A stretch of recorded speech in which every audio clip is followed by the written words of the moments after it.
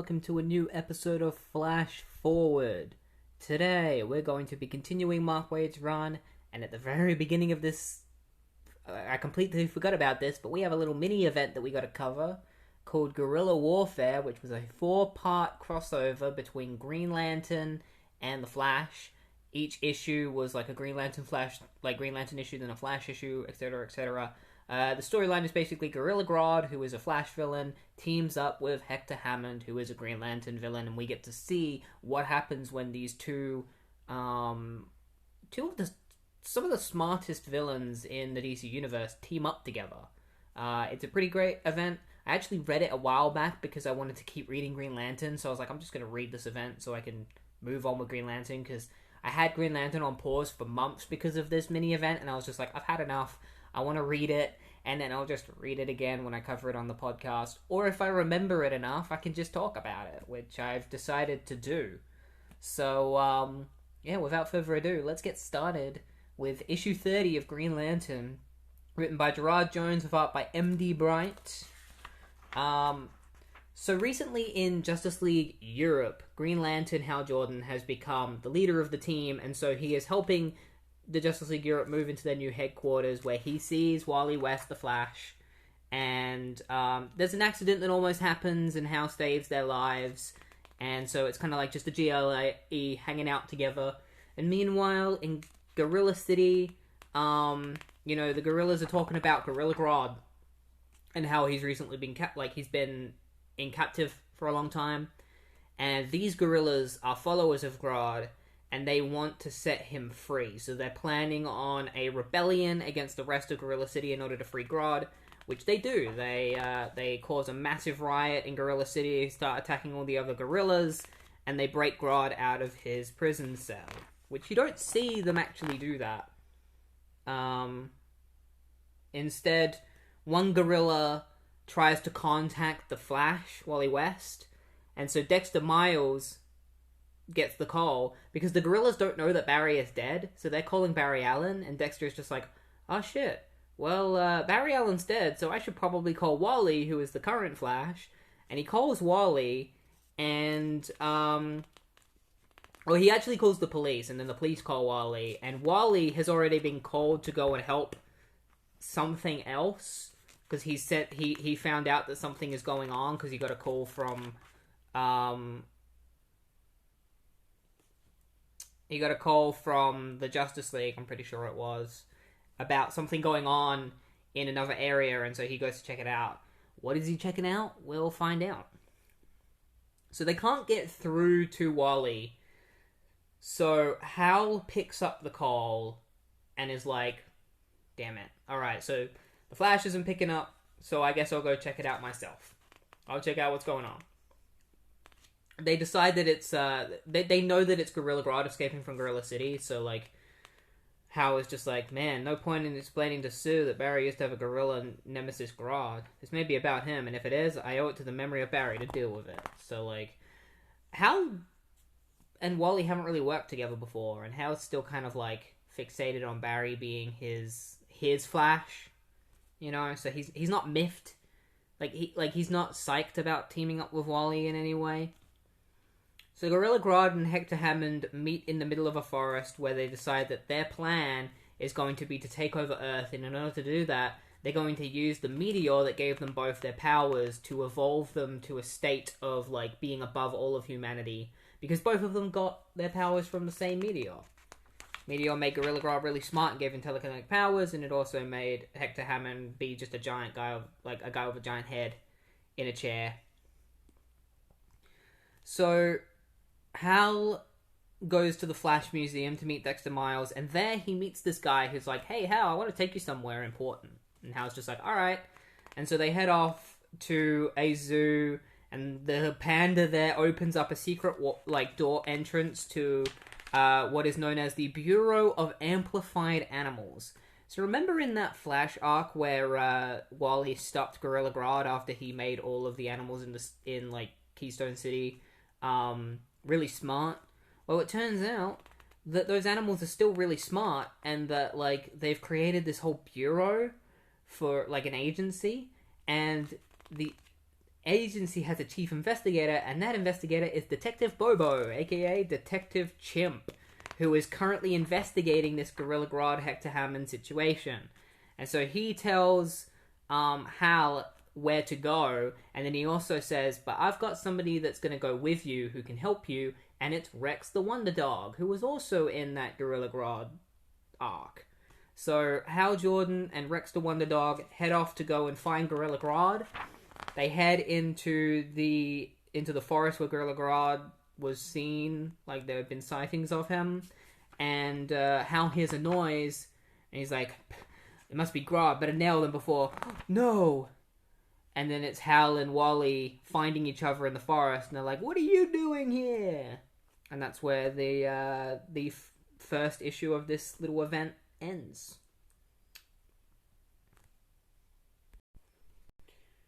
Alright, so next we're going to be talking about The Flash issue 69, written by Mark Waid with art by Greg LaRocque. The beginning of this is just what happened in the Green Lantern one, with like the JLE.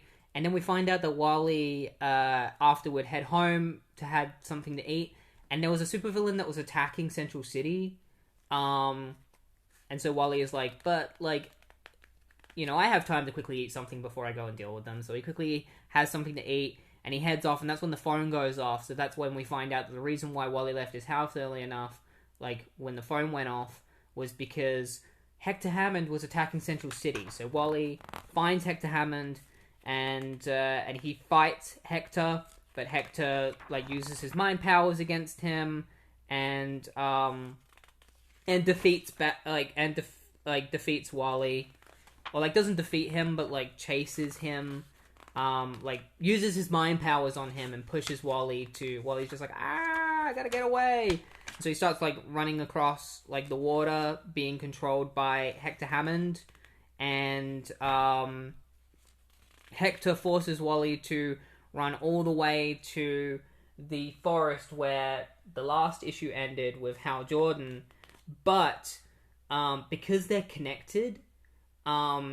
Wally forces Hector to speed him up, and then he stops. Like Wally tricks Hector into making Wally speed up and run faster using his mind powers, and then Wally has enough resistance that he stops running, and because he's running so fast, he has it causes Hector to like get sent flying, and he's just like ah. So Wally is able to get away because Hector loses control of Wally. And, he manages to lose control of Hector Hammond, and Wally just finds himself in the middle of the forest where he sees a green light. He's like, oh, could it be? Is that Gorilla Grodd? And he goes to attack what he saw, and it turns out that it's Hal Jordan. And so that's issue 69. As you can tell, not a lot really happened in this one, because it was kind of just like what Wally was doing during the Green Lantern one, and he wasn't really doing a lot. He just fights Hector Hammond, escapes from Hector Hammond, finds Hal Jordan in the forest. And then the next issue we're going to find out what happens after this. Alright, so next up, Green Lantern, issue 31. Wally and Hal have crashed into each other in the forest, and they are surrounded by gorillas. And so they fight back against the gorillas. Wally steals their laser pistols, and Hal tries to keep them detained in a cage.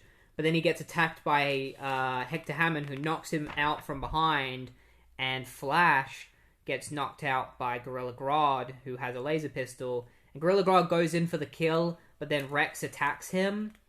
And he's about to fight Rex, and then Hector Hammond takes Gorilla Grodd out of the situation and saves him. And Gorilla Grodd is like, I didn't need saving. And Hector is like, you didn't need to fight them either.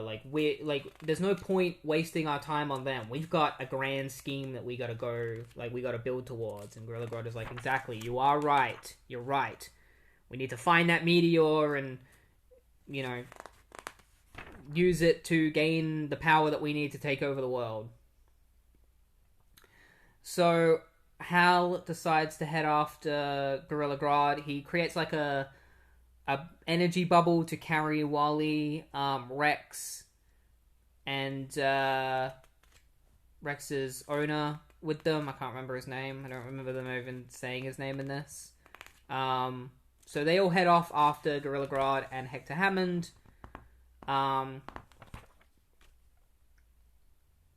But Hal gets hit by something like mysterious that kind of like knocks him down.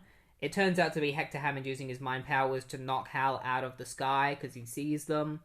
So they get knocked out, and that's when Hector and Gorilla Grodd notice that the meteor must be nearby because they see a leopard that has seemingly been like evolved past its normal state, and that's where they find the meteor, and they notice all the animals around it are being affected by the meteor and are being like either devolved or evolved.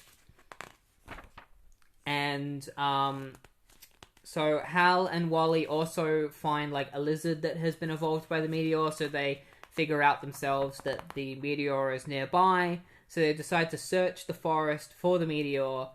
But then they come across like these evolved plants, and then Hector and Gorilla Grodd show up and they're like, hey, like, it's us, you know, we found the meteor and you're not going to stop us from using it. And so they use their like force of mind powers against Hal, and Hal he tries to combat it with his Green Lantern ring. But then they actually end up tricking Hal into causing the meteor to explode. Like Gorilla Grodd and Hector Hammond make it look like they don't want the meteor to explode, but secretly Gorilla Grodd does want the meteor to explode because his plan is to betray Hector Hammond.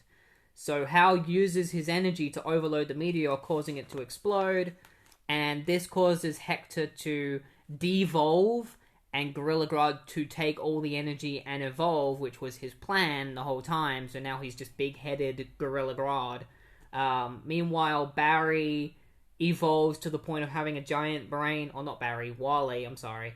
Wally evolves to the point of having a giant brain, and Hal devolves into like a violent caveman-like state. And because he's in this caveman state, the moment he sees Wally, he wants to fight Wally, and because Wally has a giant head, he's not going to be really going anywhere. He can't really run, so this seems like a sticky situation for Wally West, and we'll find out what happens in the next issue, where Hal Jordan and Wally West, it seems like they're going to end up maybe fighting each other, and Wally's going to have to figure out a way to make themselves normal again, and then stop Gorilla Grodd.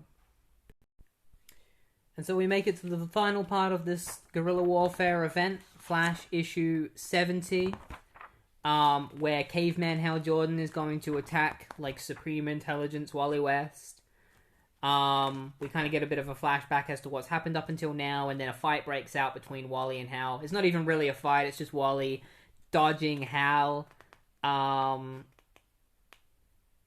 you know, because Hal is in a caveman-like state and is hard to reason with. But then Wally realizes he has, like, telekinetic abilities, and he uses the abilities on the meteor and forces it to reverse what it's done to Hal and Wally. He just does that. He just looks at it with his telekinetic powers and is just like, I'm just gonna see if this works, and if it does, that's awesome. And it works.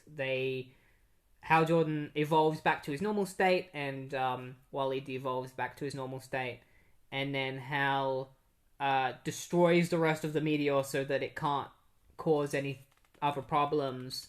But Hector Hammond has still been devolved, and so he attacks Rex's partner. And then Rex shows up and is like, hey, my partner's missing, and also Gorilla Grodd is gone, so we gotta find him.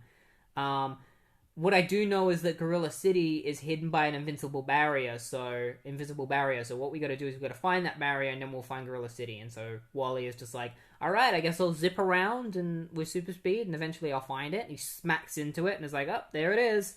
How are we gonna open this up? And Hal's like, we don't have time to open it up. I'm just gonna smash my way through. So he creates like a drill and just smashes through it, and they find Gorilla City, where they find big-headed Gorilla Grodd and his gorilla army ready for them with guns blazing. Solivar has been made into like a slave, like a dancing monkey, unfortunately. Solivar is the leader of Gorilla City. But then Hector Hammond shows up because he wants to get revenge on Gorilla Grodd, and even though he's in like a caveman state, he still has hatred towards Grodd, so he wants to fight Grodd. And then Bobo, Detective Chimp, shows up and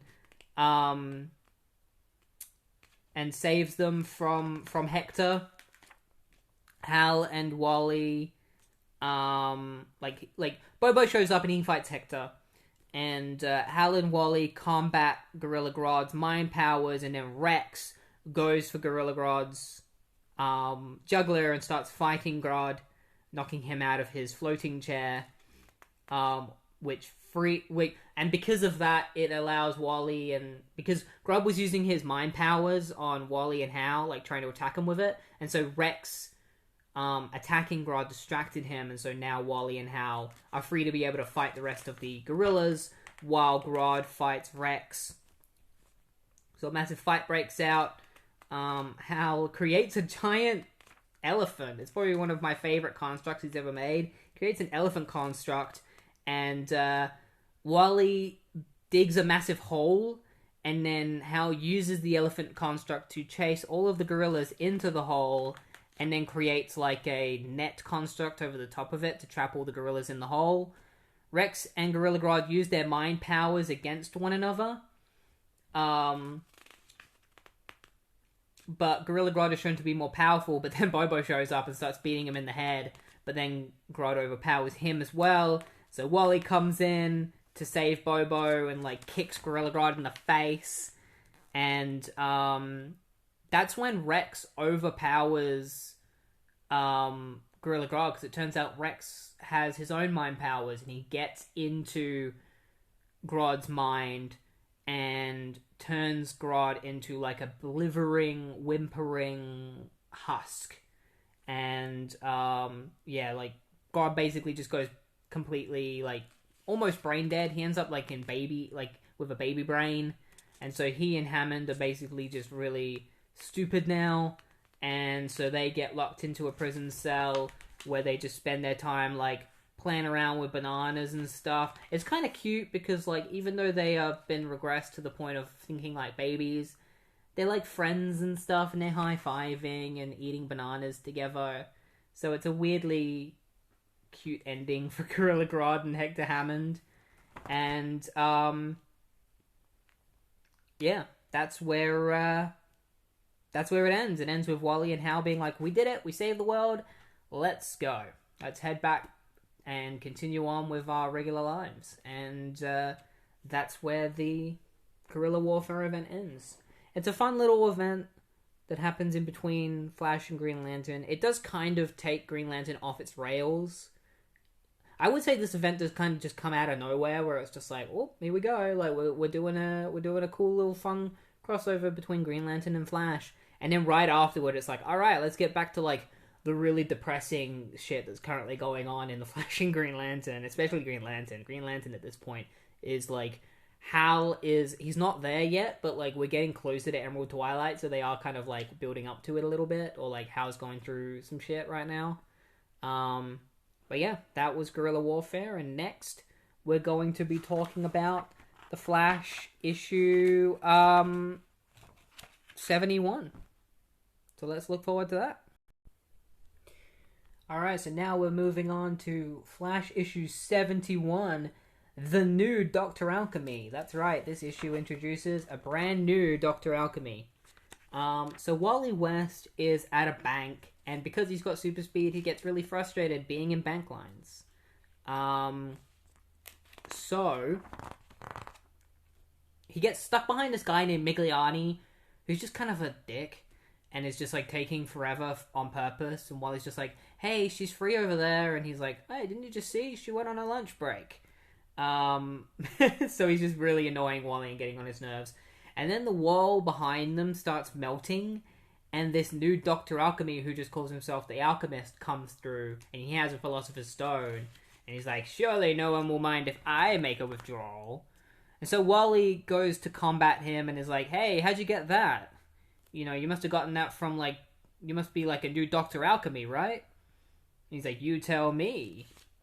And he starts melting the floor beneath Wally's feet, and so his boots get stuck, so Wally quickly takes off his boots and tries to grab the stone, but Dr. Alchemy turns the air into crystals, which Wally smashes into.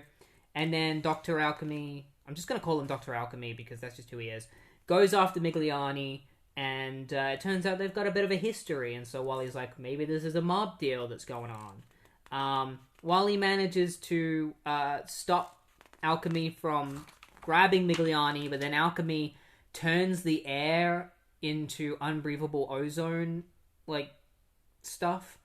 So, in order to stop everyone from dying, Wally has to evacuate them all from the building, and because of that, Dr. Alchemy gets away. Wally is upset that Dr. Alchemy got away, and he knows that the only person that can cheer him up is Linda Park, and, you know, she's a bit of a celebrity in the city, so he heads to Channel News 2 in order to see her. He's even got her some roses, and he finds that she's leaving the city, and he throws it's kind of sad, he throws the flowers behind him, because he sees like a banner that says, "Farewell, Linda." And Wally's just like, why is there a banner that says farewell? And that's when Linda's like, I'm moving to Midway City. And he's like, what? Is the job here not good enough? Did they offer you something better? And Linda's like, no, it's just different, you know, and it's just a new... It's just something different, and that's what I'm interested in doing. And Wally's just like, yeah, but I thought you had something here. Like, I thought there was something with us. And Linda's just like, what do you mean us? Like, are we friends? Like, are we more than friends? Like, Wally, if there's something that you need to say, you gotta say it, because I'm leaving. And if you don't say it soon, I'm gonna be out of here. And you're not gonna stop me from leaving. And Wally is kind of thinking about saying what he wants to say, which is, you know, revealing his true feelings. But then he gets a call from Chief Hotchkiss at the Keystone Police Department because something's going down. And so Wally is just like, swell. Well, it damn well better be important. So he heads off to Keystone Police Department. On the way, he kind of figures out what he would say to Linda. He's just like, please reconsider. I know I take you for granted. I don't know. I know I don't make you a big enough part of my life. He's just like, see, that wasn't too hard. Like, it's not that hard to say your true feelings. So he makes it to the Keystone Police Department, where Wally basically is met by Migliani again. And he's told that he needs to look after Migliani because Dr. Alchemy is going to try and kill him. So they basically want him to travel around the city with Migliani so that he's not in just one place, so it'll be harder for Alchemy to get him. It's also revealed that Dr. Alchemy is likely a guy known as Dr. Engstrom, who works for Star Labs. He was overseeing a experiment with the Philosopher's Stone where they were trying to use it in order to cure diseases, but he stole the computer that they were creating and the Philosopher's Stone. But apparently he was attacked, like he was taken in by the police, and because at the time he didn't know how to use the Philosopher's Stone properly, but now Wally's like, well, I guess over time he learned how to use it. So Migliani and Wally reluctantly takes Migliani around the city, and Migliani's like, hey, have this watch in order to, have this little pocket watch as a thank you for keeping me from being captured. And then Migliani reveals why Engstrom is after him, and it's because Engstrom wanted Migliani to help him escape from prison, and Migliani couldn't do it, because Migliani is a jailhouse lawyer, but he's like, Engstrom was involved in, medical crimes, and that's really hard to get around. And then Migliani makes things worse, and is like, also, I agreed to go on a talk show at 4 p.m., and since it's almost 4 p.m., I was wondering if you could take me there. And Wally's just like, that is the stupidest idea ever. If we take you there, it's guaranteed that Alchemy's going to find you. And he's like, nah, it's a taped interview. By the time he sees it on the TV, I'll be long gone. And so Wally's just like, fine, we'll go to this interview. I hope I don't regret it. And they go there, and that's when they find out the interview is actually live. Wally's like, of course it's live, because this day can only get worse for me. And then Alchemy shows up, and he starts, trying to kill Engstrom, shooting everything with the Philosopher's Stone. He creates a massive fire that Wally puts out with his super speed. And then Wally is like, the previous Dr. Alchemy couldn't transmute people. It took, it was almost impossible for him to do it, He did transmute a human once, but that was only after, years of practice. this guy's new, so there's no way he's going to know how to do that. So I'm going to hope that he can't transmute me if I head up at him, like, head on. And Wally is surprised because he gets turned into stone by Dr. Alchemy. This alchemy succeeds in turning Wally into gold instantly, which shows that he is a lot more powerful than the other Dr. Alchemy. And that's where this issue ends. It ends with Wally being turned into stone, like into gold, and it's kind of just like, ah, shit, how's Wally gonna get out of this one?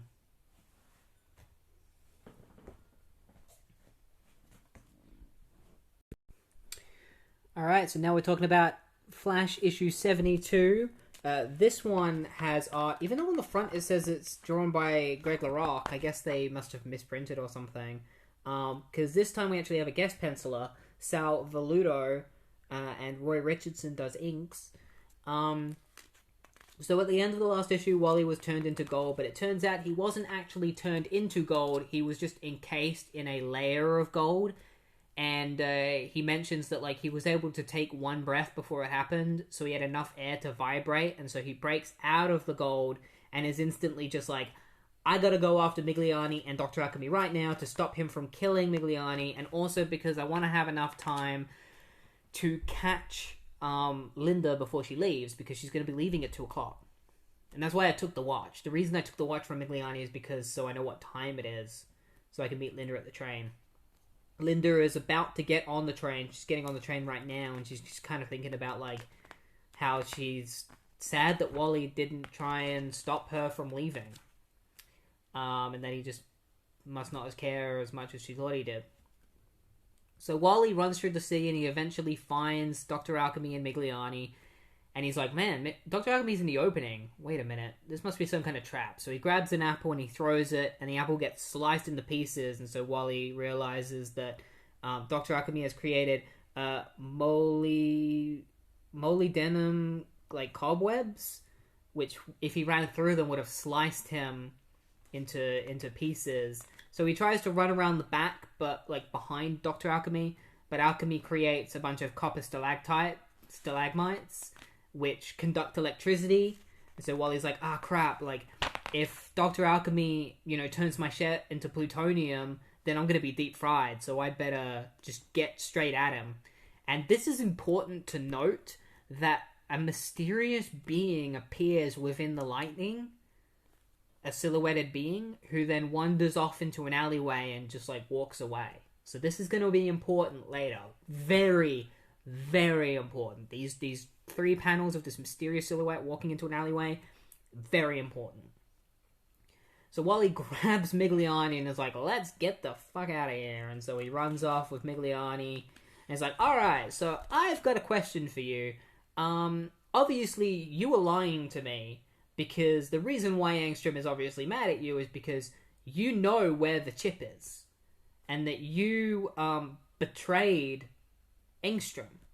Not only did you ruin his case on purpose, but you took the computer and you've hidden it somewhere. You're hiding it, and I want to know where it is. And Migliani's like, hey, you gotta believe me. No way I would do that. And Dr. Alchemy's like, liar! And he's found them. He's, like, banging on the glass.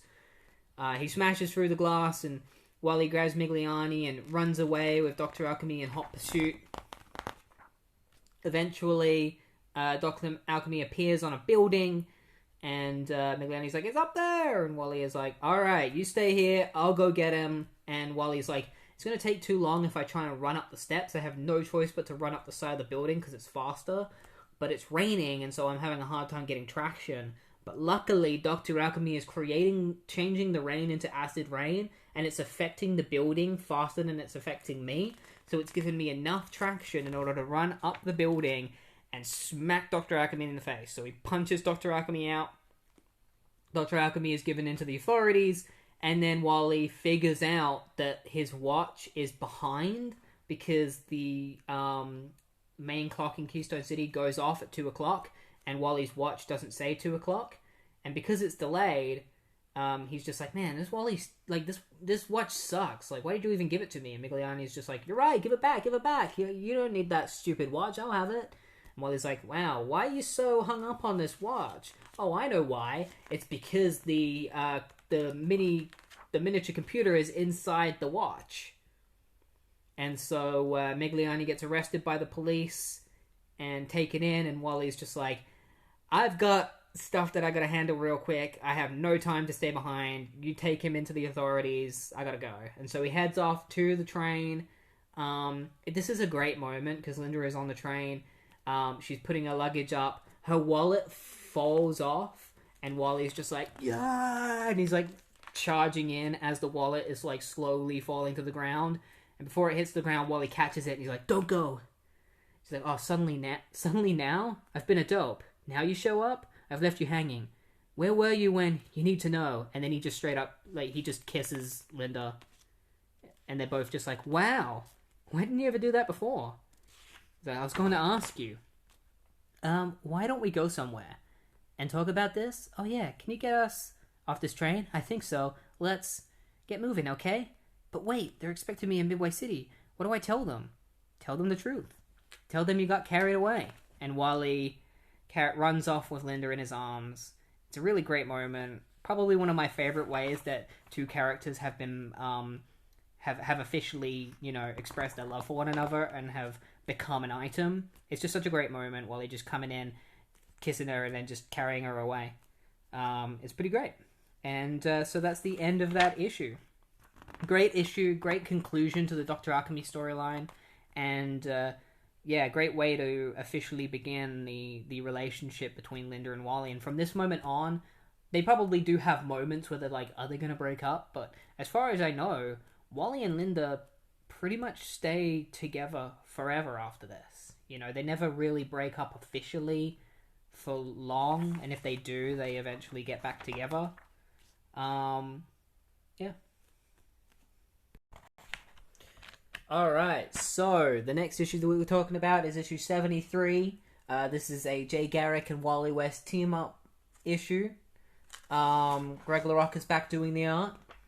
And it begins with Wally West and Linda Park are at the Garrick family household with Joanne and Jay, where they're having Christmas. Wally's getting a little bit finicky with the tree because he has so much energy and he doesn't really know how to sit down and do nothing. And Linda's just like, calm down, just sit down and you'll be fine. And Joanne and Jay are like preparing dinner, and Wally keeps coming in being like, hey, you need any help?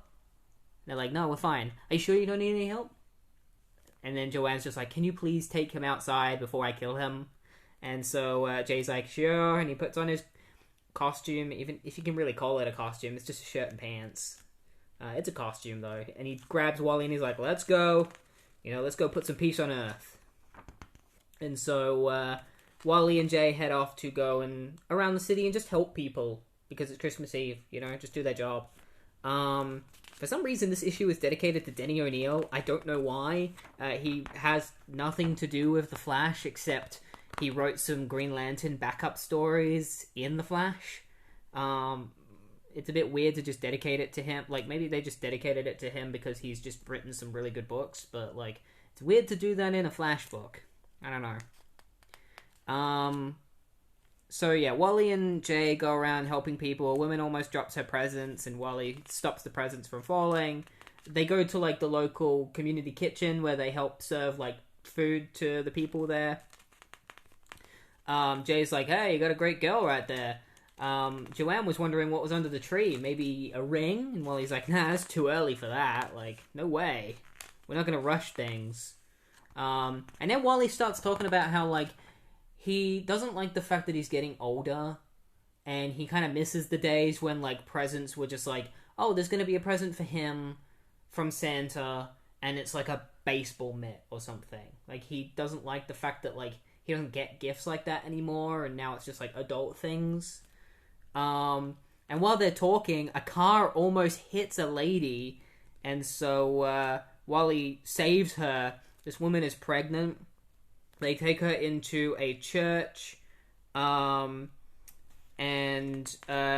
she starts talking about her husband, Joey, who has recently been, like, he's going to be fired by his manager, and because he wants to provide for his family, he's going to go to the Boone's department store and rob it with this gang that he met, and he's just doing it all for them, because he thinks he has to. And because she's in labor, Jay decides to go and grab some doctors and bring them to them because it's going to take too long to take her to the doctors. So he may as well just grab them and bring them to the church. And then Wally tells Jay to stay with her and the doctors to help birth the baby, while Wally goes off to the Boone department store in order to find Joey. So he heads off, and he forgot it was Christmas Eve, so the place is just ram-packed with people. Or jam-packed with people. And so he starts searching the store, searching all the employees, because he believes that Joey is...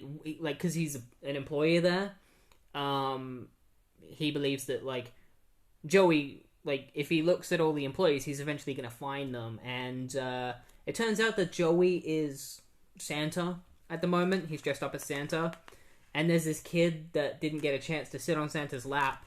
And so Joey, in his Santa costume, robs the store.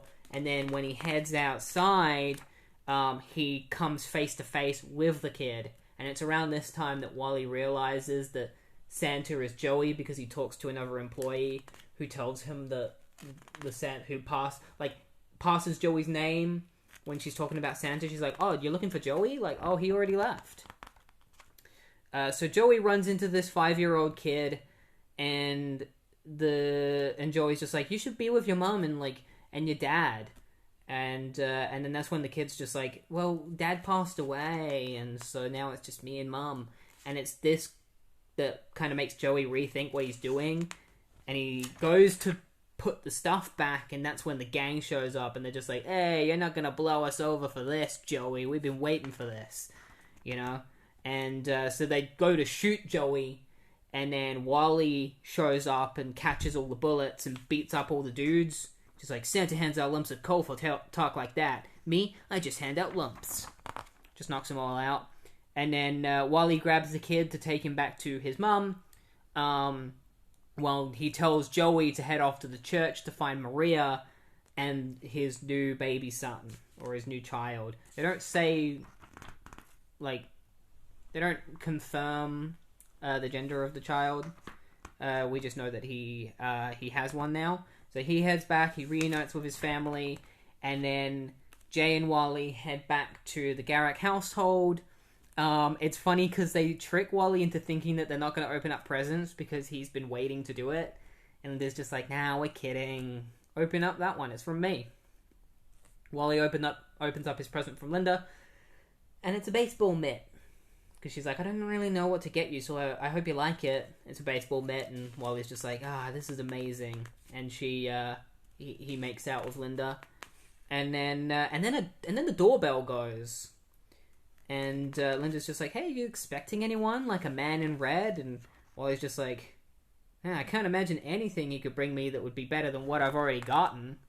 And he opens up the door, and he finds Barry Allen. Barry Allen in his Flash costume, in the flesh, at the door.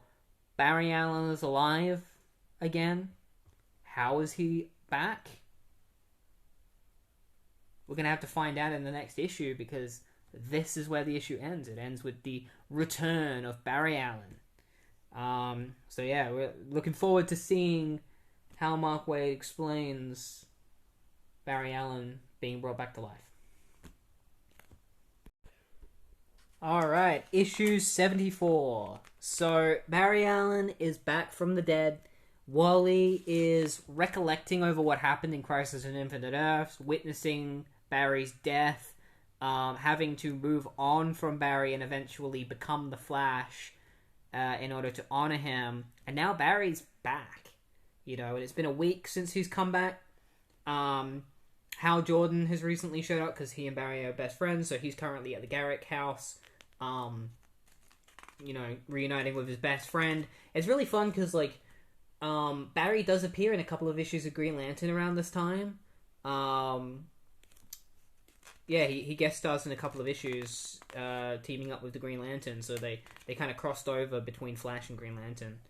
Barry talks about how, he ended up alive. He talks about how, remember that silhouette that we saw that came out of the lightning when Wally was fighting Alchemist, Dr. Alchemy? That was Barry. He came back, he had no memory, he grabbed some clothes out of the trash, and then he saw a statue of himself, and that's when he remembered who he was. That's when he remembered he was the Flash. He stole a costume from the Flash Museum and put it on. That's why he showed up to the house in a Flash costume. So after he and Hal have had a little bit of a rendezvous, Wally and Hal have a little bit of a talk. And Hal basically sets Wally's mind at ease. Not entirely, but at least a little bit. He says that he used the ring on Barry secretly to see if he was lying. And everything that Barry said was true. And that it really is him. And that because he's like, Wally, I'm his best friend. I would know if it's Barry. It's Barry. So Hal changes into Green Lantern. He's like, I've got to go off and be in my own comic. So I'll see you guys. We'll catch up soon. And he leaves. And then Jay and Joan are about to invite Barry back into their house. But then Barry sees the Pied Piper and is like, oh my god. The Pied Piper is walking down the road right now. And he puts on his costume and he's like, God got you, Pied Piper, you're going to jail. And Wally's like, hey, no, calm down. And Pied Piper's freaked out. He's like, what, you're alive?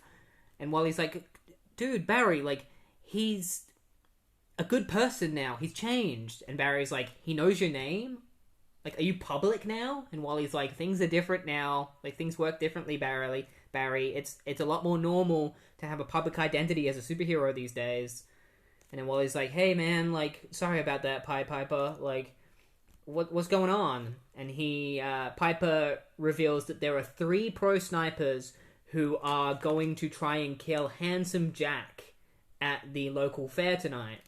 So Wally puts on his costume, and then he realizes that he didn't tell Barry that he's the Flash, because he was going to do that, but he put on his costume and he's like, shit, it's too late. Didn't want him to find out this way, but oh well. He's weirded. That much is written all over his face. So, Barry and Wally decide to team up in order to go and save Handsome Jack. They do invite Jay to come with them, but Joan is just like, if you think you're standing up for your own wife on New Year's Eve, you got another thing coming. And so Wally and Barry are forced to go off by themselves. They have a little bit of a chat. Barry can still vibrate through walls, which shows to Wally that it possibly is the real Barry, because only Barry could do that. Wally cannot do that yet. So they head off to the fair, and Handsome Jack is there, and they show up. Handsome Jack thinks that they're there to take him down, but Wally's like, actually, nah, it's your lucky day. We're here to stop some guys from killing you. And so Wally gets a little bit peeved at Barry. He's like, because Handsome Jack is like, now that you're here, you won't let nothing happen to Jack Giacomo. Protecting an honest businessman like myself, that's your job. And Wally's just like, did you hear him? That arrogant son of a... And Barry's like, I heard him and he's right. Like it or not, keeping him alive is our job, so let's get to it. And Wally's just like, man, I did not ask for a lecture today. Calm down, Wally. It's gonna be fine. So Wally sees the first sniper on top of a roller coaster, so he runs all over it to vibrate it enough that it breaks the roller coaster, so that the guy falls down. And then he quickly grabs some stuffed toys for the guy to fall on. So that's one sniper down. The second one is hiding in a ride, and Barry moves the ride around and makes it spin, which causes the guy to get really dizzy and vomit, and so they were able to stop that one. And then they figure that the final guy is probably wherever Jack is. And it turns out Jack has gone into the mirror maze because he's a very vain person and wants to just look at himself. So they come to the conclusion that the third guy must be in the mirror maze. So they head in there. Wally hears a safety being thumped back. So he deduces that the guy is hiding behind the mirrors.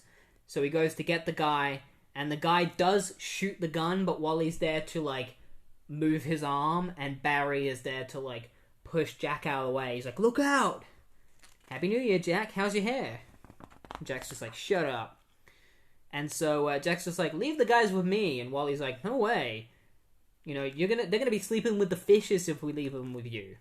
We'll handle these guys. And Wally's just like, Flash, you want to give me a hand? And Barry's like, you can have it. You can handle it. I have to go.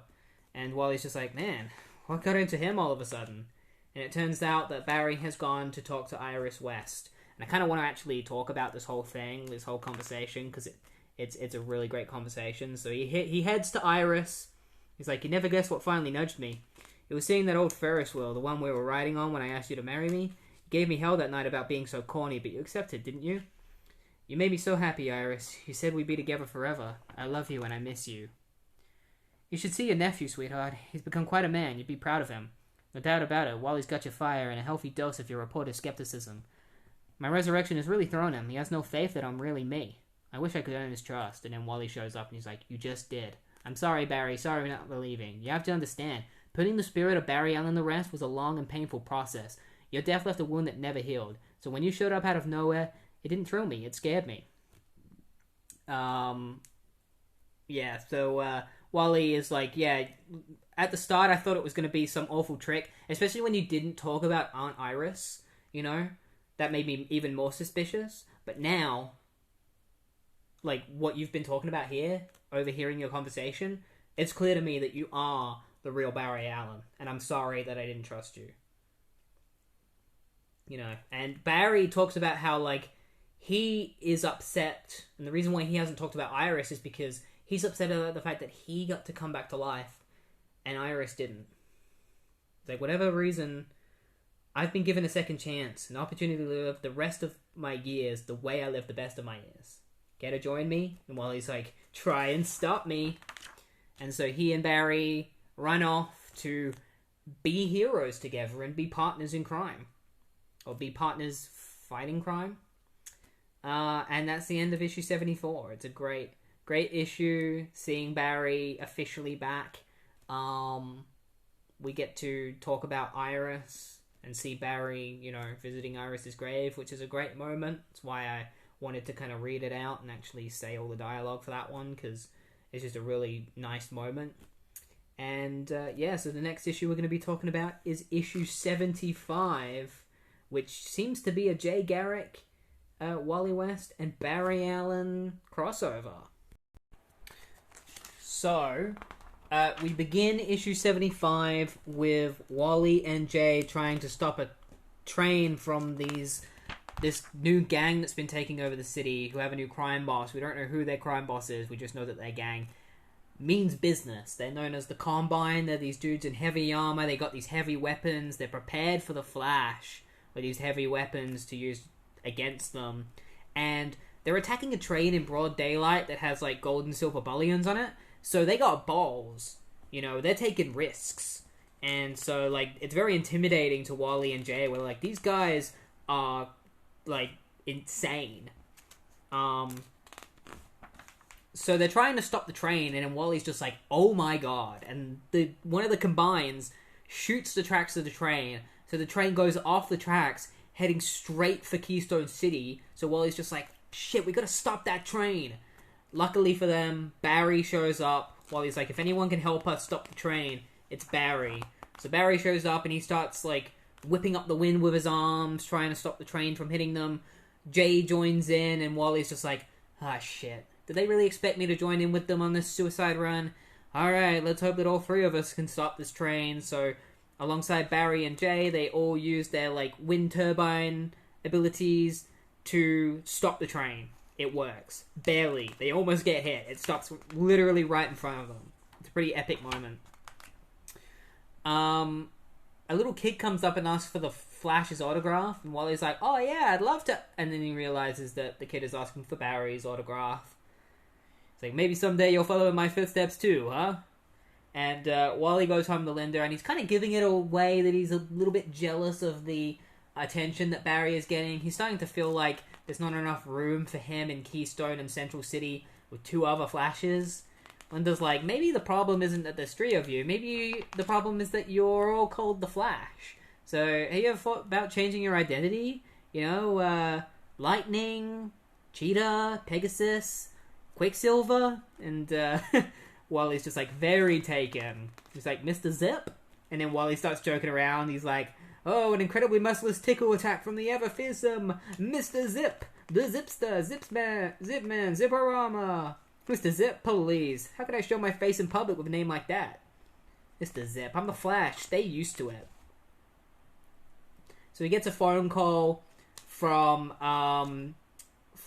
Jay Garrick, and Chief Hotchkiss needs the Flash's help because the Combine have taken over a warehouse. It's basically a final stand for them, so they're going to need all the Flashes that they can get. So Wally and Jay need to go and find Barry, and Wally finds Barry in an alleyway. He notices that Barry's a little bit down, and it's because Barry is just kind of like, I want to know why I'm back. Like, it's still really hard for me to get my head around, is that, like, I've been brought back to life. I don't know how I've been brought back to life. I don't know why I've been brought back to life. And Wally's just like, let's just move on from that because we gotta go stop these guys at this warehouse. So they head to the warehouse, they find the police, and the police are like, basically, there are two options that are going to happen. Either these guys are going to try and run for it from this warehouse, or they're going to try and just give us everything that they've got. And we're hoping for the first option, but we're prepared for the second, which is why we got all these guns and shit. And so Barry's just like, I could just vibrate into the warehouse to see if they're in there and what they're doing. And Jay's like, I'm not sure that's a great idea. And Wally's just like, I don't think we have much of a choice, because they're coming at us. And so the door to the warehouse bursts open, and the Combine come out with a massive tank. So the three Flashes decide to fight against the Combine. They run in and start attacking them. Jay gets blasted. So Barry grabs him and pulls him out of the way, and then starts like vibrating the ground in order to take out some of the guys. Wally gets blasted at, and a wall falls on top of him. And the Combine are like, yeah, we did it! This moment is gonna go down in history. We killed the Flash. And Barry is just like, you did what? And he runs in, and Wally, his head pounding, comes out of the rubble and is like, oh, I can't hear anything. All I can see is Barry yelling at that guy. He must be, like, full of rage for me. Like, he's trying to avenge me. Bellowing rage, swearing revenge. As I get closer, though, his exact words start to filter through all the white noise. And what I really hear... He, like, stops Barry, and Barry just kind of looks at him. And Wally's just like... And so he heads back to Linda. She's like, whole town's buzzing about your victory. Apparently you boys were quite the team. How's your head? She's like, Wally... Look... Can you stop brooding, okay? Like, everything's going to work out. You'll see. Barry's your friend. All he cares about is you. And Wally's like, says you. Last thing anyone heard before the boom was a thug bragging about how he killed the Flash. The announcement cut Barry to the quick. He lost it, went berserk. I automatically assumed he was threatening to avenge me. I want that to be the truth. But no matter how often I replay the moment, it won't come out that way. Half deaf, I run to Barry. His screams knife through the silence. And what I really hear horrifies me. And this when we find out that Barry said, I'm the Flash. Do you understand me, punk? I'm the Flash. And that's where the issue ends. It ends with, so yeah, things are rough for Wally. Not only did, like, he almost die, but it seems like Barry cared more about the guy calling Wally the Flash than he did about Wally possibly being dead. And so, yeah, this is rough. This is a rough time for Wally. Because, you know, the man he's looked up to all his life, it seems like he doesn't actually give a shit about him. Alright, so now we read issue 76, A Tragic Day in the Life of Wally West, otherwise known as Identity Crisis. So Wally talks about what's recently happened, you know, Barry's death, the crisis, Barry coming back, and now him kind of being like Barry's partner. He talks about how, like, he heard what Barry said previously, but he's also trying to convince himself that what he heard was just because his brain was, like, you know, playing tricks on him or something. He doesn't want to believe Barry would say something so awful, you know. So the Piper has sent Wally a letter saying that the Combine has a HQ in the Broom Building on the 26th floor. So Wally and Barry decide to go there. They wanted to go there with Jay, but Wally realizes that Jay has been missing for a while. So we find Jay at a place called Quick Start, where he wants to talk to some guy named Johnny. And it turns out that Johnny is Jonathan Chambers, aka Johnny Quick, a speedster from many years ago from Jay's past. So Jay convinces Johnny to help him. Johnny's like, it's what you were afraid of, isn't it? It's happening. And Jay's like, yeah, and I want to be ready. And Johnny offers to bring his daughter, Jessie, quick. But Jay's like, no, it's too dangerous for her. We gotta go with us, and it's gotta be us. And then Johnny's like, you know who we could really use? And Jay's like, Max, I'm ahead of you. You always were. And so Jay and Johnny head off to find this mysterious Max. Who is Max? We're gonna find out. So Wally and Barry head off to the building together to find the Combine headquarters. They run up the building, they enter it, and they find the boss of the Combine. He doesn't reveal his name, but he's got like this like golden armor on, and then like it's got like space shit all over it. It's like black with like stars all over it, and like golden shoulder pads and boots. He's like, I knew you would show up. You see that model city of Keystone City? We're planning on setting that alight, like a Christmas tree. But first we gotta kill the Flashes. And because you're both here, what you don't realize is that I'm a hologram. And it turns out the man they're talking to is a hologram. And that I'm also a death trap, because since you set off this hologram, a shrinking force field, like a force field has begun shrinking around you. So you're gonna be crushed in here and die. And so, yeah, they're in a bit of a predicament. Meanwhile, Jay and Johnny find Max. He's working as a subway token booth guy. They come to see him and they're like, hey Max, we're gonna need your help. He's like, Max, I don't know what you're talking about. I don't know who this Max guy is. Like, can you go away before I call security? And Jay's just like, alright, fine. And he moves away and he like bumps he bumps Max's tokens on purpose and causes them to fall. And that's when Max gives away that he's got super speed. And he's like, my tokens. Jay's just like, gotcha. Damn reflexes. Alright, you caught me, but I don't know what you're going to do with me. Crime fighting's a young man's game. I gave it up a long time ago. You know that. And Jay's like, I also know that you owe me one. 1949, the Screaming Skull, remember? And that's when Max is like, you swore you'd never call that one in, not unless it was a matter of life and death. What does that tell you then? You'll need this. Hope it still fits. And Jay brings out Max's old costume. It's like, you kept it all these years? I wanted to remember you, Max. You're my hero. Alright, where to? Before this, they do also mention the fact that he used to go by, like, the name Blue Streak, Lightning, Quicksilver, and that his full name is Max Mercury, Whirlwind of the West. So yeah, they reunite with Max, and they all head off.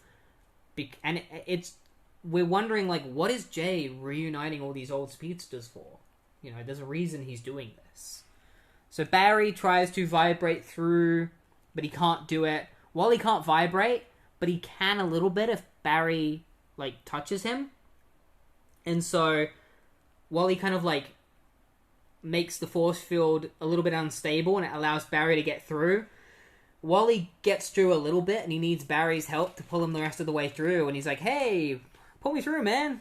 You know, if you don't pull me through, I'm going to be the MASH. You know, Barry, get with it. Don't leave me hanging. For God's sake, help me. Like, that's it. Come on, man. I know there's a lot going on in your head these days, but I know you won't let me down. After all, we're a team. And, like, Barry goes to reach for him, and then he pulls his hand away. He's like, very touching. You almost had me, too. But you know the old saying, Wally? This town's not big enough for the both of us. He's like, Barry, are you crazy? Why are you talking like this? Help me. He's like, why? You stole my name. You tried to replace me. You tried to make the world forget about Barry Allen. And he's like, no, that's not what I did. Like, I wasn't trying to take over. I was just honoring your legacy. Like, I wanted to honor you. And Barry's like, your mistake. And he leaves, and Wally's just like, Barry! Like, that's it, he's not coming back.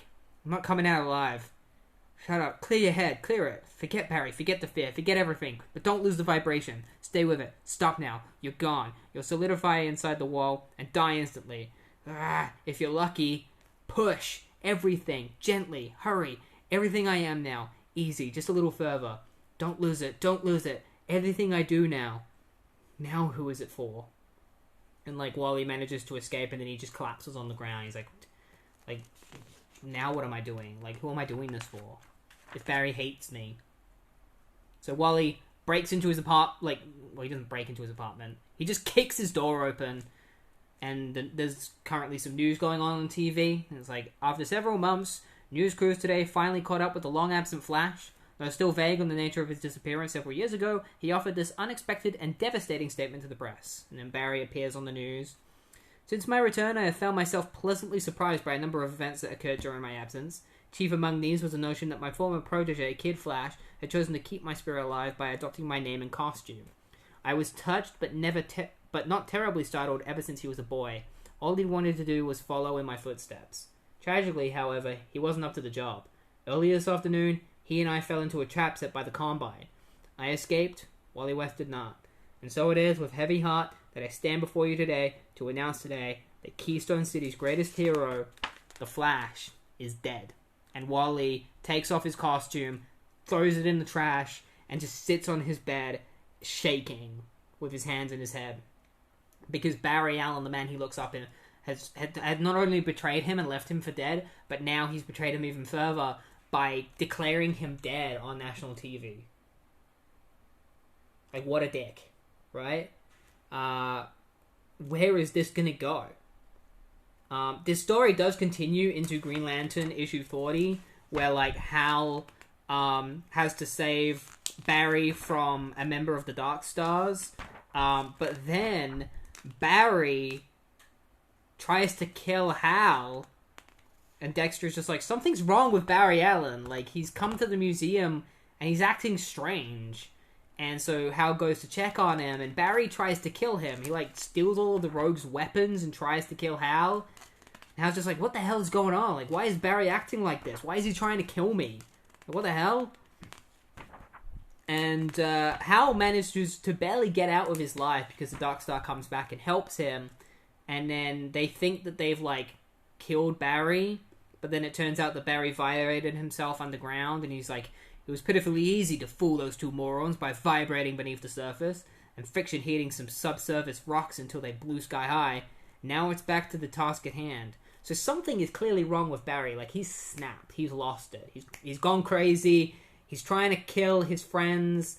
It's kind of like it's becoming an ego thing. Like, Hal believes that Barry's ego is growing and that his mind is snapped, and now he's, like, jealous of, like, other heroes, and that he wants to be, like, the only hero of, like, his city, you know? And so yeah, we're just kind of like, what is going on with Barry? We're gonna find that out in issue 77, when Barry and Jay Garrick come to a head. That's right, they're gonna fight each other in the next issue. So we're gonna see how that turns out, and possibly get some answers as to, like, what's going on with Barry? Why is he acting like this? You know? Alright, so issue 77. We begin with Wally West seeing news of Barry Allen turning against his friend Hal Jordan on the news. Like, Barry's just gone insane. He's basically, because he feels like he's been replaced, he feels like he needs to make Central City pay for replacing him with somebody else. And in order to do that, he wants everyone to remember him and cause, like, just untold destruction so that he can get on the news. So yeah, Barry's just gone completely insane. And Wally has given up his identity as the Flash entirely, where he's just like, I'm just Wally West now, and I don't even know if I would be able to ever continue being the Flash again after what I've been through, you know? So some workers are having lunch, talking about how the Flash is dead. And they also start talking about Jay Garrick, and one of them makes fun of Jay Garrick, and the other one's like, hey, don't make fun of him. Like, he may be old, but he's still got some kick in him. But then the scaffolding that they're sitting on starts shaking, and it's because Barry Allen is there trying to kill them. He's shaking the whole tower. They fall out of it, but they're saved by Johnny Quick, Max Mercury, and Jay Garrick, who have all shown up to beat the crap out of Barry, because Jay's like, I've been sensing this for weeks now. I knew something was wrong with you, and I'm here to stop you. Don't hurt him too much. Like, he's not right in the head at the moment. Johnny Quick goes in to hit Barry, and Barry's just too fast. He knocks Johnny in the back of the head, and then Barry's just like, you think you can build a wall to try and trap me in? Like, don't you remember? I can vibrate through walls. And he just vibrates through the wall that Jay and Max build. But then Jay's like, you might be able to vibrate through walls, but you can't see what's on the other side. So as he goes through the wall, they just smack him in the face, both of them, knocking Barry backwards. This is an awesome fight between Barry and the old speedsters. Barry just kicks up some gravel and just takes Johnny Quick out right away. Just shoots him with it. The gravel at super speed is like a buckshot, just hits him in the chest. Jay's just like, man, he's not in a good, like he's not in good condition right now. Like he basically just got shot in the chest by gravel, and Max Mercury is just like, you tend to him. It's time Barry Allen met Max Mercury. Meanwhile, Wally heads back to the alleyway that Barry said that he had appeared in, looking for evidence to see what's going on with Barry and if there's any truth behind what's, like, if there's any secrets behind him, because Wally just feels suspicious about Barry, and he wants to know the truth. Barry and Max Mercury fight one another, in which Max brings their battle up on top of the scaffolding, where he has an advantage because he's got agility, like he's got much more agility than Barry, and when they're balancing on scaffolding, agility matters more than velocity. So he gets a couple of great kicks in on Barry, but then Barry just throws a bunch of people off and is just like, hey, can you balance your responsibilities? And so Max jumps off and grabs the two people, but then Barry comes right at him and just smacks into him. But when he does that, Jay is there with a giant girder and just smacks it into Barry's chest, causing him to keel over, blood splurting out of his mouth. It's like, got your attention? Good. Damn it. That's two good men you've hurt today, and God knows what you've done with Wally. Too much of this is my fault. I hope that the Barry I knew was still inside you somewhere. I wanted to give you the benefit of that doubt, but you've shown me I can't afford that luxury. One last chance, Barry. Don't make me hurt you. And Barry's just like, you talk too much, and they start fighting. Wally finds that a guy has found a journal with a flash symbol on it. He pays the guy $20 in order to take the journal, and when he opens up, he sees that it has, like, iris and stuff in it. We don't get to see what's in the journal, but whatever was in it has struck Wally, and, like, he's just like, oh my god. So Jay and Barry fight each other, and then Barry decides that instead of just beating Jay, he decides to cause a massive catastrophe. So he creates a tornado and causes a helicopter to fly out of the sky to crash into the scaffolding. So Jay saves the men from the helicopter by quickly building, like, a runway to, like, grab them. Like, he like, runs up, like, scaffolding and stuff to grab them from the helicopter as it crashes, but he doesn't run away in time, and the helicopter crashes, and the fate of Jay Garrick is left vague. Wally reads the journal. He sees two words that turn his world around, is how he quotes it. He's like, in the inside front cover, what's left of it, I find something written. Two words that turn my world around. And then we see Wally speed off. Massive explosion happens at the scaffolding at the building site. Jay's helmet lands on the road, and Wally finds it. He's like, too late.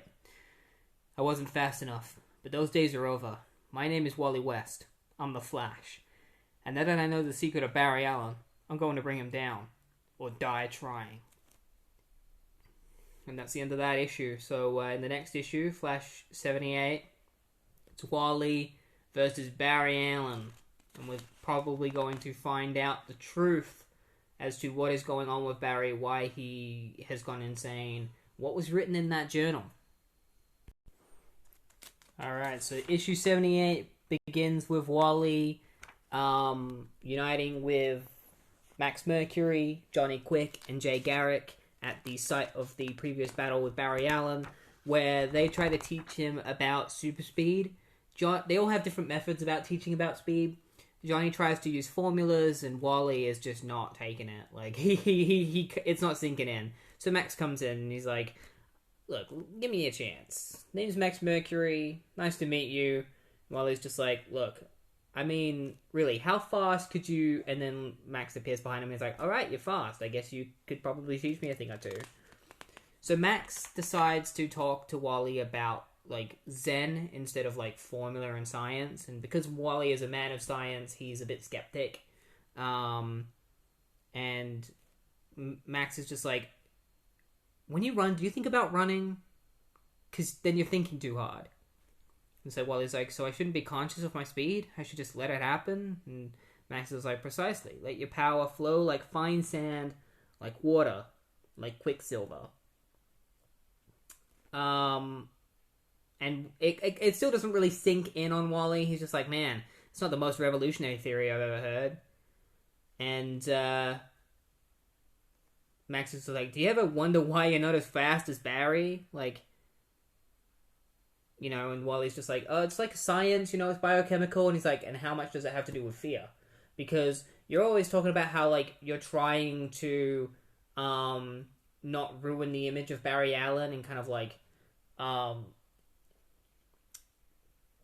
surpass him. You don't want to surpass Barry Allen, but also, like, if you end up becoming faster than Barry, you're going to end up surpassing him. So I think that's what you're afraid of. You're afraid of getting faster because you don't want to become, like, more known than Barry is. You don't want to become more notorious as a speedster than Barry. And this kind of pisses off Wally, and Max is just like, think about it. And so Wally turns to Jay and he's like, what about you? What do you have to say? And he's like, listen to me. All three of us have our little sleights and stratagems. They were gifts of experience, but you don't need to be taught tricks of the trade. You already have what it takes to do the job. It's in here. All I can give you is my faith, Flash. And Wally's just like, wait, Flash? Whatever happened to Junior? And Jay's like, I call people by their names. As far as I'm concerned, you've earned yours. Now, you said you had some big revelation about Barry, and that's when Wally reveals to them the book that he found, and when he shows them what it says on the front of the book, which we didn't get to see, Jay's face goes pale. And so they're like, Wally's like, I don't know how this happened, but I have a way of knowing how to trick Barry into revealing everything. So he decides to head off while Jay, Max, and Johnny decide to deal with Barry and keep him busy. Barry Allen heads to the state penitentiary in Central City, where he just lets all of the prisoners out. The prisoners start killing security guards. They go to get their riot guns, but Barry steals them all and gives them all to the prisoners. The reason he's doing this is because he wants to take over Central City, and in order to do that, he needs criminals to help him.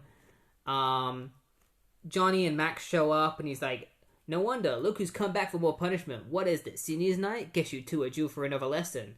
And Jay just comes up and he's like, it's so epic. Jay just comes up, he's like, shut up, and just punches Barry in the face. This isn't between you and them, it's between us. Get up and fight. And so while Max and Johnny deal with the prisoners, Jay and Barry have a pretty epic fight between one another. Wally goes to the Flash Museum, where he finds what looks like a yellow piece of cloth, and then he also finds a ring, and he says that this is the key to tricking Barry into revealing himself. So Jay and Barry have their massive fight, and Barry tricks Jay for a second. He's just like, Jay, please stop, no more, what are you doing? It's me, your friend. And Jay stops for a little bit, but then Barry punches him in the face and gets the upper hand, starts punching the shit out of him. And then Jay really pisses Barry off because he, like, rips off the lightning symbol on his costume. He's like, you don't deserve to wear this. So Barry's like, how dare you? And just punches Jay. And then Jay's on the ground and Barry just grabs his leg and breaks his leg. Like, it's really brutal. He's like, I've had it with you, old man. Ever since I cut loose, you've been dogging my every step, following me around. Well, let's put an end to that. And he's just like, snap. And Jay's just like, ah! The name, the colors, they belong only to me. When I bring this town down around your ears, it won't be as Barry Allen, but as the one true Flash. And he heads to the Flash Museum, and Wally throws in the ring, and he's like, looking for this? Looks familiar, doesn't it? And Barry's like, yes. And Wally's like, yeah, I figured it would. Congratulations, you had the whole world going. Somehow you even fooled yourself. That was the crowning touch. I genuinely believe your tale of traumatic amnesia. You had to have been confused when you materialized in that alleyway, otherwise you never would have left this behind. That's right, a full biography of Barry Allen, the Flash, his entire life in intimate detail from birth to death. It couldn't have been published in our time. Barry's identity isn't public knowledge, at least not in the 20th century. No, this book came from the future. It came with you. You're not Barry Allen. Your name is Eobard Thawne, or as you are known in this century, Professor Zoom, the Reverse Flash. And that's when Barry Allen, who is actually Eobard Thawne, puts on his Reverse Flash costume, which was in the ring that Wally threw at him, and reveals his true identity to be the Reverse Flash the whole time. And And I guess that's where the issue ends, and we're going to find out in the next issue how Reverse Flash ended up thinking he was Barry Allen. Like, it's clear that he probably ended up with amnesia. And up until this point in time, Reverse Flash has been thought to be dead. So this is also a reveal that he's alive. He's been alive for however long. You know, maybe he was resurrected in the alleyway. But yeah, it's a pretty great twist for this. Yeah. Good on you, Mark. You did a good job. And so we make it to the final issue of this week's episode, issue 79, which is the final issue of the Return of Barry Allen arc. Eobard Thawne has been revealed to be Barry Allen. It turns out. Oh, unfortunately, there's a bit of a printing issue. I didn't even notice, but like, there's a bit of an inking issue with Eobard in this, where his face has got like yellow on him. That's unfortunate. So yeah, Wally has revealed that Eobard Thawne is pretending to be Barry Allen, so Eobard has remembered who he is, and so now Wally and Eobard are having one last fight, or at least the first fight that they have that leads to this. They have two fights in this. This one is not the final one, but they have a battle where Eobard reveals how he ended up in this situation. So he talks about how the future sucks because there's no superheroes, and he looked up to superheroes like the Flash, and so he wanted to be a hero because the future didn't have any. So he headed to the Future Flash Museum, and he decided that he wanted to come back in time and be the Flash. Or at least, no, he didn't. He wanted to come back in time and meet the Flash and then become the Flash's friend. So that's what he planned on doing. He went to a store where he found the cosmic treadmill and killed the guy because Eobard has always been insane. And then he decided to give himself speed powers, but in doing so he caused himself a lot of pain and took a lot of years off his life. But eventually, he got the speed that he needed. He had the cosmic treadmill. He had the life story of Barry Allen that he could use, like, because he wanted to get Barry's autograph, and he wanted to use the book for that. And then when he used the cosmic treadmill, being sent through time tore Eobard apart, and that's how he ended up in the alleyway, completely, like, kind of torn up and stuff. But he still had his memory. He hadn't lost his memory yet. And he leaves the book behind. But he's, like, disorientated, so he left the journal behind and ended up finding the Flash Museum. It turns out that he'd sent himself to the wrong era. He wanted to go to a time where Barry was still alive, but he ended up in 1993, where Barry is already dead, which then prompted him to decide that he needs to, become Barry Allen. Like, he goes to the Flash Museum and he sees the Flash and stuff, and he's really upset because the Flash is dead now, and so he decides that, like, he wants to become the Flash of that time. Originally, he didn't want to become Barry Allen, he just wanted to become the Flash. But then he saw Barry Allen and himself. He saw his death at the hands of Barry Allen. The identity of the Reverse Flash isn't known in the far future, but it's known in the present. And so he sees that he is the Reverse Flash in the present. He sees his future, and this breaks him. And this is how Eobard Thawne loses his memory and truly believes that he is Barry Allen. He just goes completely, like, catatonic at that point. He just loses everything in his brain. Like, he just loses it. And then when he heads outside, he sees the statue, and that's when he thinks he's Barry Allen. That's when it hits him, and he's like, I'm Barry Allen. Like, rah! Like, that's how much it screwed with him. Seeing himself, seeing his own death, just completely fucked him up. And so he decided that he needed to become Barry Allen, and he's like, hey, you know, we both have that idea of, like, replacing Barry Allen. You know, if you think about it, we're all alike. You might even call us brothers. You know, but then Wally's like, but the thing that you don't understand is that I'm not trying to replace Barry Allen. You don't belong here, Thawne. You need to go back to your own time. And Thawne's like, I'm never leaving. As long as I stay here, I'm never gonna die.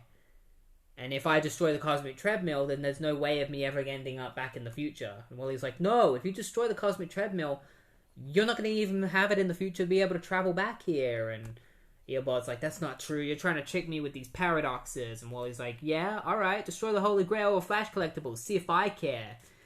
And so Earbud is like, fine, you win, enjoy it while you can. And he goes to punch Wally, and then Hal comes in, Green Lantern, with Max Mercury and Johnny Quick.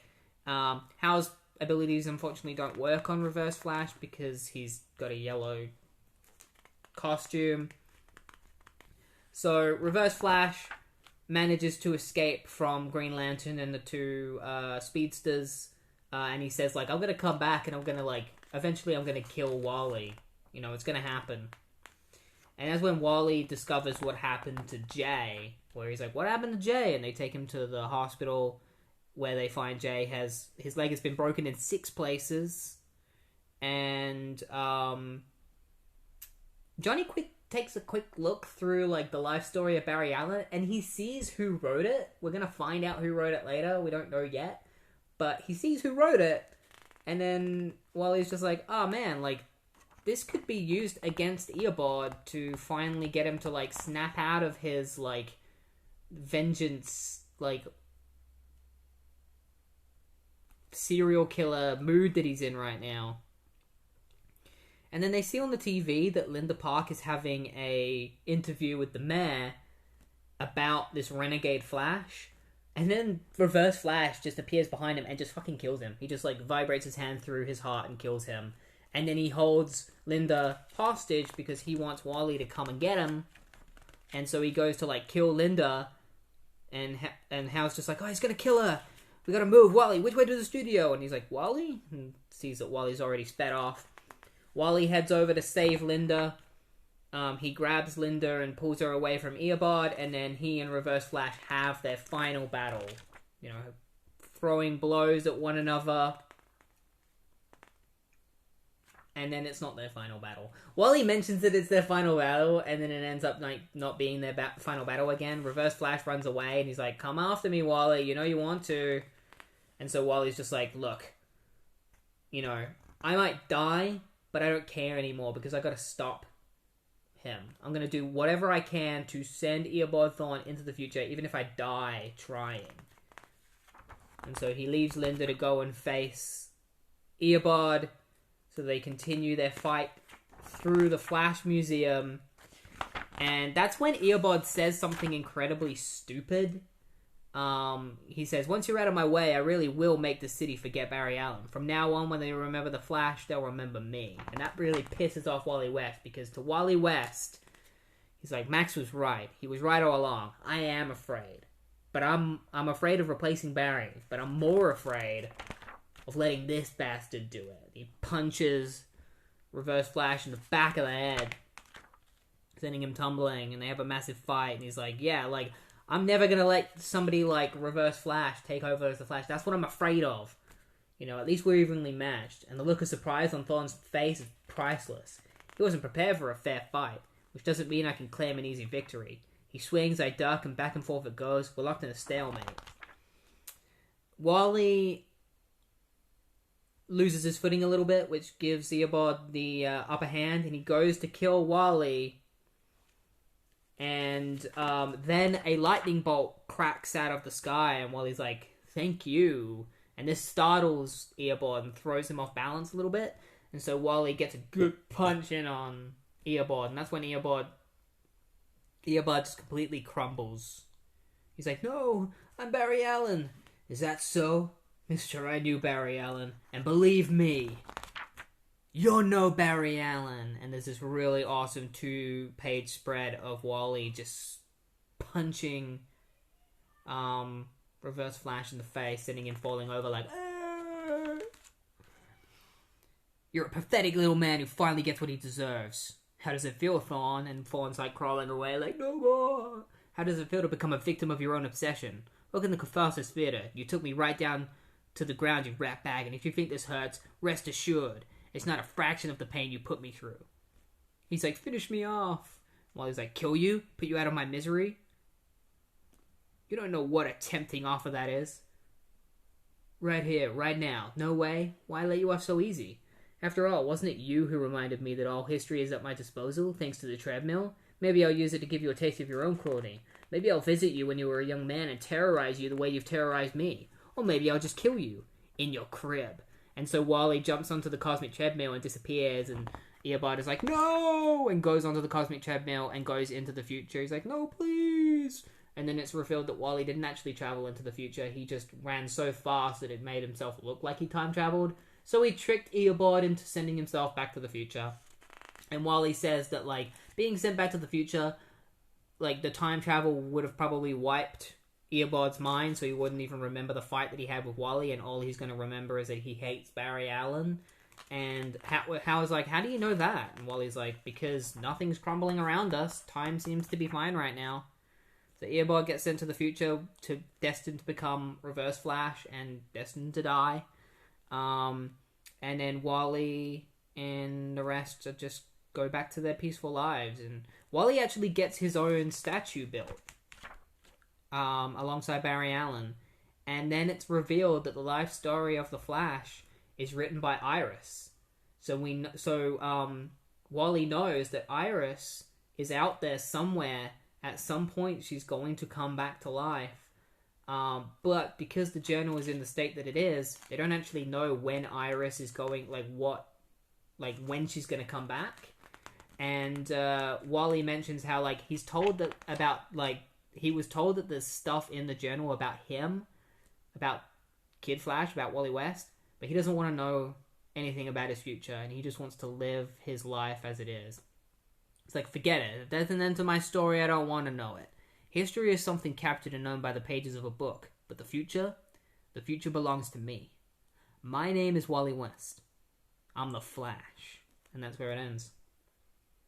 That's the end of the return of the Barry Allen arc. Really good.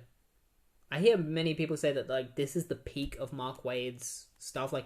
His stories after this are never as good, but his run is still amazing from what I hear. But this is the peak of it. This is his best writing. But yeah, this was amazing. This was so good. I really enjoyed just covering the whole story. That was always the plan, to just have 1 week's episode just be the entirety of the return of Barry Allen, because it wouldn't feel right to have that be split up between episodes. It just feels right to have the whole thing in one go, so that you can listen to it and get the whole story. And so we're going to be taking a bit of a break from the Flash now, because the next Flash thing that we got to read is Flash Annual 6, which is a tie-in to the Bloodlines event. So next week we're going to begin Bloodlines, an event that I have been anticipating for a long time, because it's known as one of DC's worst events of all time. It's infamous, and that kind of makes me look forward to reading it, because whenever something's so bad, I'm always intrigued on how is it so bad? I gotta read this, So yeah, next week we're starting Bloodlines, and then after that we're gonna be reading more Flash. So if you enjoyed this episode, which I hope you did, please follow the podcast if you're not already. Rate the podcast as well, because good ratings help Spotify push my podcast to more people. Share it around, get more people listening, and I hope you have a good day or a good night, good morning, wherever you are in the world listening to this. And I hope you tune in next week when we begin Bloodlines. So have a good one, and I'll see you then.